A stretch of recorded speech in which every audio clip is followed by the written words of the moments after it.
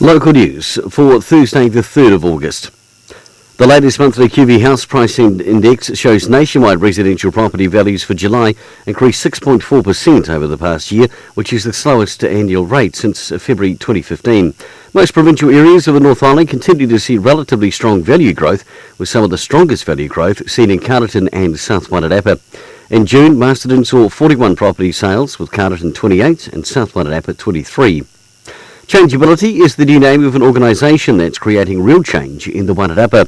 Changeability is for those troubled by things like anxiety, grief, depression and other emotional or relational issues, as well as change for those who want to live free of family violence. Earlier this year, Stopping Violence Services Wairarapa and the Wairarapa Community Counselling Services merged to become one agency, which has been renamed Changeability. Manager Jeremy Logan says their new name reflects that we truly believe that change is possible. And what we do in everything is in our power to create a safe, empowering and supportive place to help make our clients make those changes. Another little library has been installed in Masterton, and this time in the Kiripuri Shopping Village.